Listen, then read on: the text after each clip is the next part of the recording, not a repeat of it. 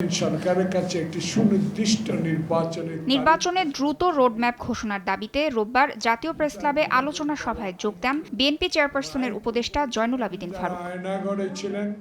অভিযোগ করেন, কারো ইশারায় কোনো একটি গোষ্ঠীর হাতকে শক্তিশালী করতে নির্বাচন বিলম্বিত করছে সরকার। দ্রুত ভোটের তারিখ না দিলে আন্দোলনের হুঁশিয়ারি তার। একটা জিনিস স্পষ্ট হয়ে গেল, এই দেশে 9 মাস পরীক্ষায় উত্তীর্ণ হতে পারেন না এই সরকার।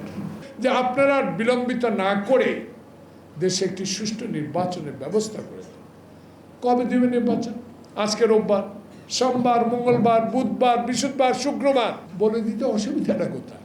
সরকার নির্বাচন নিয়ে তালবানা শুরু করেছে কারো ইশারায় কাউকে আরো শক্তি জোগাড় করার জন্য একটা ব্যবস্থা করছে। এদিকে রাজধানীর গুলশানে বিএনপির স্থায়ী কমিটির সদস্য আমির খসরু মাহমুদ চৌধুরী বলেন, অন্তর্বর্তী সরকার নির্বাচন ছাড়া সবকিছুই করছে। জনগণের মতামত উপেক্ষা করে করিডোর, বন্দর বিদেশিদের হাতে তুলে দেওয়ার নামে দেশে অস্থিরতা বাড়াচ্ছে। সব শঙ্কা দূর করে ডিসেম্বরের আগেই ভোট আয়োজনের দাবি তার।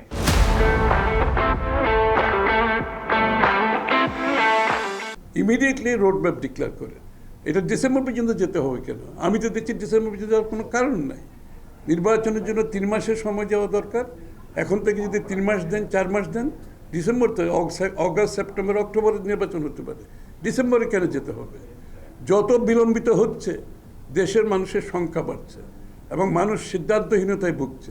সরকার 3 দিন আস্থা হারাচ্ছে উল্লেখ করে আমির খসরু বলেন, এটি দুর্ভাগ্যজনক। অস্থিরতা বাড়তে থাকবে দেশকে। তাসনিয়া নিশাত মিম, সময় সংবাদ, ঢাকা।